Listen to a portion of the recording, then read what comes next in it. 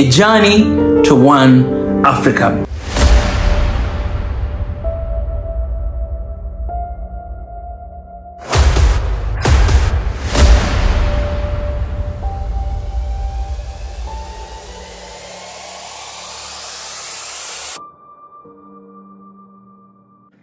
Excellency President Vladimir Putin, I would like to thank you for giving me the floor. I have an unwritten document to mention. The statements made by previous speakers have addressed almost the fundamental issues of this joint summit between the Russian Federation and the African continent. My emphasis would be on the process that we are undertaking now through consultation, developing consensus is very critical.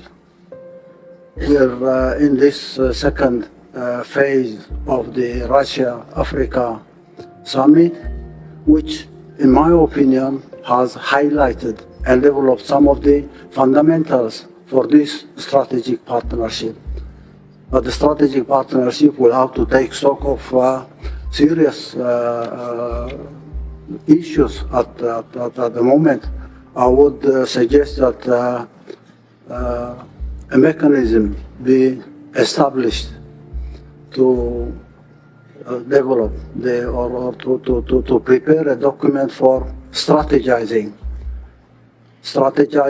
on this strategic partnership between the Russian Federation and the continent.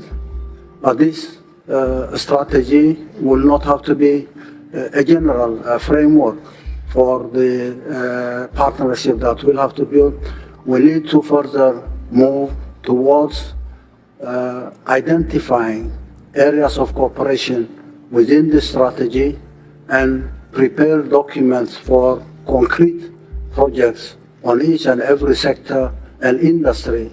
The sectoral and industrial planning within a broader strategy, taking stock of details that will have to be prepared for the mobilization of resources. In my opinion, Russia, Africa, China, other partners, even outside Africa, Latin America, Asia, developing these projects and their manuals or details of the plans that will require the mobilization of resources. I would say this continent has, as we're told, has more than 60% of natural endowments globally. If this 60% could be mobilized to implement projects at a sectoral and industrial level, then we talk about the time frame for implementing these projects by mobilizing the required resources. I'm confident to say that the Russian Federation has all the industrial base and technology base to provide the support required for this strategic partnership between Russia and Africa, but also including other continents that will make their contributions at the final achievement of the goals. And the draft document will have to be prepared, I say now, and probably in the coming summit that will take place anytime next year, so that we have a clearly defined strategy. The strategy will have to include a number of sectoral and industrial plans, detailed plans on the timing of implementation, plus the mobilization of resources, not only material resources, financial resources, but also technological and industrial resources that will have to be mobilized to implement these detailed plans. The detailed plans could be implemented by putting in place mechanisms that will take every project on its own and implement, ultimately creating an integrated approach on implementing those particular programs.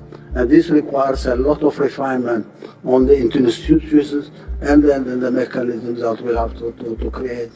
I would urge all those who have the resources above any other party, I would urge the Russian Federation to provide the support and make the contributions for detailing out the strategy, working out detailed plans on objectives that will be defined by clearly detailed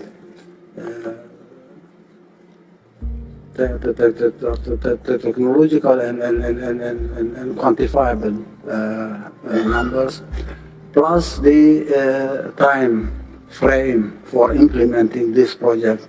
Once we have this document ready, the contributions from each and every partner at the continental level, on the part of the Russian Federation, plus other global partners who will join our effort to change the reality in Africa, because the coming generation after 25 years will have a population of 2.4 or 2.5 billion within the continent, and their issues will have to be addressed at an earlier phase rather than later on facing challenge for the implementation of this project. I think this second summit will have to take stock of the preparation of this document so that each and every one of us will be ready or even working on some of the projects that will lead the mobilization of resources that we can make available to the success of this strategic summit. Once again, I would like to thank you, President Putin, for creating this conducive environment for exchanging ideas and developing consensus, but going beyond that to implementable, sustainable programs for the benefit of humanity, not only Russia and Africa. Thank you again. Я полностью согласен. Если не думать о ближайшей и среднесрочной перспективе, то и на сегодняшний день трудно будет добиваться конкретных, положительных, нужных нам результатов. Поэтому создание такого механизма стратегического партнерства – это очень важное дело, как маяк, такой, который показывает нам путь, направление нашего движения. Безусловно, это сложная работа. Если вы предлагаете еще сопоставить ее с возможностями наших партнеров и друзей в других регионах, в Латинской Америке, в Азии, то, конечно, лучший инструмент для этого или лучшая площадка для создания такого инструмента – это консультации с нашими партнерами по БРИКС. И мы постараемся, здесь вот есть коллеги и президент Южноафриканской Республики, мы постараемся вместе продвинуть ваши предложения с нашими партнерами по БРИКС. И, конечно, нужно подумать над тем, как это сложная работа, особенно по отраслям, по странам, сложная работа. Но если мы хотим добиваться конкретных результатов, то думать об этом нужно прямо сейчас. Согласен с вами. Пожалуйста.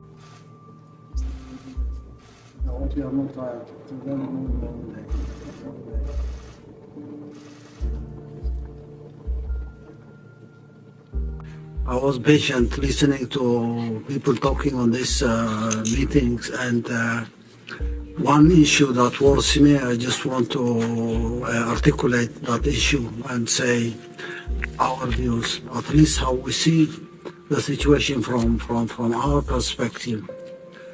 When people talk about Russia, Ukraine, I say there is no Russia-Ukraine war at all. There is no Russia-Ukraine conflict. This is war declared by NATO on Russia. The war declared by NATO on Russia is not only for Russia, it's for dominating the whole world. It's for hegemony. This is an agenda developed after the end of the Cold War. They came up with this fantasy about containing Russia, containing any power, small, big, that challenge them technologically, economically, socially, culturally. They have to contain everybody. This defunct ideology, it's a defunct ideology. I say Russia did not do its preparation to face this declared war. Even though Russia was aware about the dynamics of what was going on. NATO is defunct. NATO does not exist. NATO is under intensive care. EU does not exist. EU is under intensive care. Now, 30 years ago, when they decided to contain Russia, they felt that was the major threat for them. China was not considered a threat at the time. Now they know. They missed the point. They couldn't contain Russia. They will never contain Russia. Ukraine is a sacrifice. Ukraine is a price they have to pay. They will not pay it on their own. They will provide billions and billions, even trillions, to continue this war. And now we need to have the narrative straight. This is not war between Russia and Ukraine. This is declared war against Russia because Russia was the major threat at the time. Now they can't dominate the whole world. They have to defeat Russia so that they hegemonize everything. No one should be their equal technologically. Militarily, they have to be superior. Economically, they have to control everything, grab every resource here and there, technology under their control. That dream is no more. Now the fighting going in Ukraine, it's their battleground. That battleground is a sacrifice for them. And we need to put this straight on the record. When a big meeting like this, Russia, Africa is held, people will have to come to a consensus. This is not war between Russia and Ukraine, to me. And anyone who has a different explanation will have to tell me. This is war declared on Russia, but declared war for hegemony. The last 30 years we have seen the details of the mechanics of this declared war. This last event is the final phase to me. It will end sometime. NATO will not get out of intensive care. EU will not get out of intensive care. These are systems that are crumbling. It's only a matter of time. And the whole world will have to be prepared not to defend Russia, but stand with Russia so that this hegemonistic idea will not prevail at any point in time in history. How do we design a plan? How do we fail this one without any further cost? They are printing money. They are not manufacturing anything at all. It's printing money. And this has been one of their weapons globally. The monetary system, the global monetary system, controlled by dollar and euro, has been used. Sanctions here, sanctions there, sanctions there, grabbing this account, grabbing that account, has been one of their tools. This is not going to continue indefinitely. And we need a new financial architecture globally, not controlled by euro, not controlled by the dollar, not controlled by other currencies. To me, this failure of the attempt to contain Russia will immediately move to the east. Containing China is their next agenda. They may be playing a very deceptive tactic on trying to tell everyone, oh no, we have to work with China, we have to do this and that. Their miscalculation about China has proved to be wrong. They felt probably they have the technology, they have everything. The Chinese can only copy. They will never equal them. So they will contain Russia, but make friendship with China and continue taking advantage of that so that containing Russia will be easier for them to do. Now China is out of control. Containing China from Taiwan, from India, from Japan, from South Korea, from Australia. How do they do it? How will they do it? That challenge is coming next. But first they need to deal with Russia. How are they going to deal with Russia and then next move to China? How can they deal with everybody? How do they contain us? Imagine this tiny Eritrea is being contained by them. We're being punished with their sanctions every time. We have to be punished because we're not bowing. We are not bowing to their conditionalities. We are a very small threat. We are not even a threat to them. But they have to contain us. Sanctions, sanctions, sanctions, sanctions, conflict here, conflict there. Now, I think we need to strategize. And I say Russia will have to lead this strategy. Russia will have to design a plan on facing this declared war. Not only on Russia, but it's a global war. And everybody should come and join Russia on this strategy. The sooner the better, the easier way we can control this hegemonistic strategy and frustrate that strategy, we give peace. Development will come. Nobody is going to bother us. Nobody is going to bully everybody. Sanction, bully, defamation, demonize, psychological warfare, sanctions. We need a strategy, an alternative strategy for this hegemonistic declaration of war. And every event, bilateral, multilateral, will have to adopt this strategy. And that's why I said during my intervention, Russia should design a strategy. It's not because Russia will have to do everything. We can make our contributions. It's a matter of ideas. How do we face this hegemonistic strategy so that we can implement bilateral programs, technology, industrialization, agriculture, energy, water management, services, tourism, life, at all. How do we do that? Now, and we have to take this into a historical context. This is a continuation of the classical slavery. After slavery came colonialism. Slavery was exterminating populations, exterminating 9 million in the Congo, exterminating the Red Indians in North America, in Canada, exterminating indigenous population and grabbing their land, controlling. And when they control land, they have to take slaves from Africa for their cotton plantation in the United States. That was slavery. Continues to be slavery as is. And then industrialization came. When industrialization comes up, it's a matter of grabbing other resources, and a continuation of slavery under a different form. Colonialism came. They had to colonize land so that they grab land, they control labor, they enslave everybody. Neocolonialism was there. The Cold War, Russia was the hope for the people of the world when the Soviet Union was there. Unfortunately, leaders in the Soviet Union made their mistakes to see the collapse of the Soviet Union, which was a historic tragedy, as you at one point mentioned. That was a historic strategy. In the course of the history of humanity, that was a catastrophe. And that was one of the reasons that encouraged people like Fukuyama, Huntington, to design their strategy of hegemony. Because the Soviet Union collapsed, the Soviet Union disintegrated, then they felt they can control the world for the coming 50 years or 100 years without anyone challenging them. And that was when this hegemonistic fantasia was developed. Hegemonize.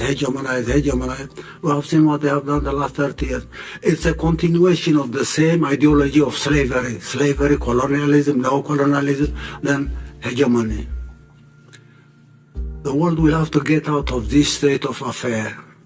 We are at a crossroads. We believe we are in a transition to a new world order.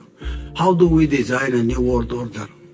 How can we possibly strategize? How do we mobilize resources? How do we make people aware everywhere that this threat is there for them?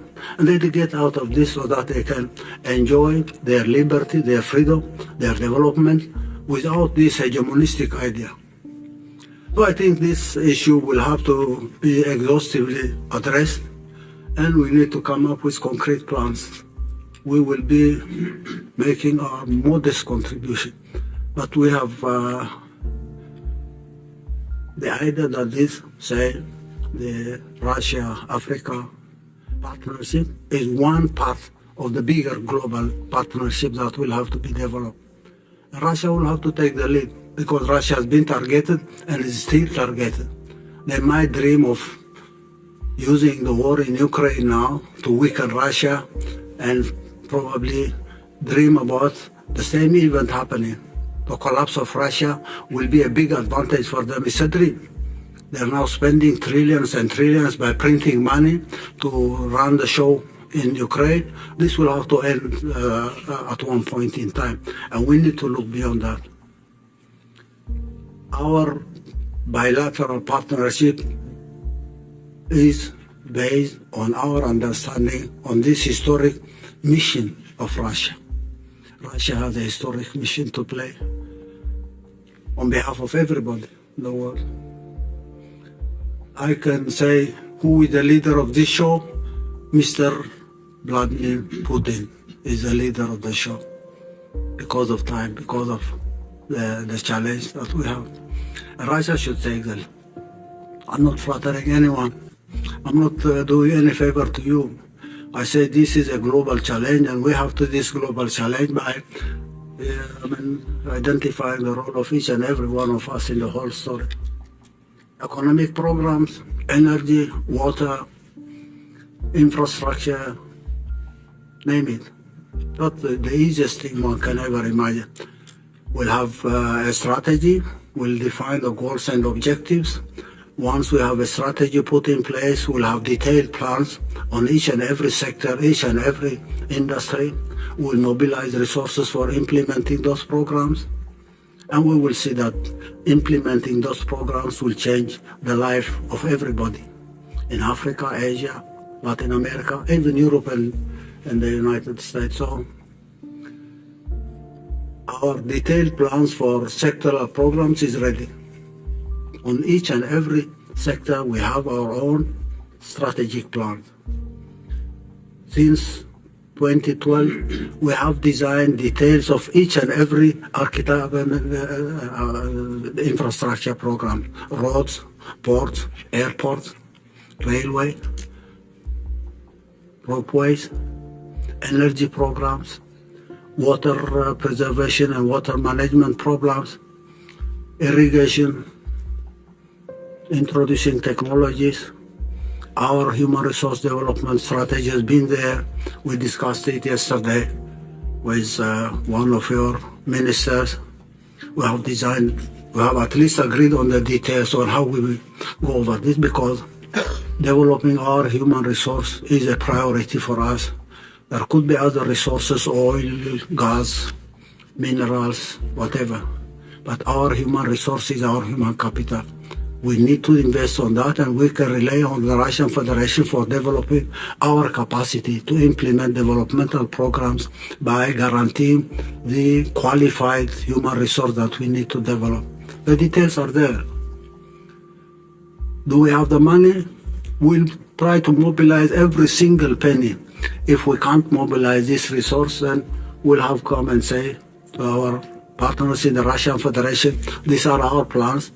If you have an idea or an opinion, alternatives, we would like to listen. Mobilizing resources is a shared responsibility, and we can mobilize our own resources from whatever is available. Mining, agriculture, manufacturing, we can do that. Thank you for your patience.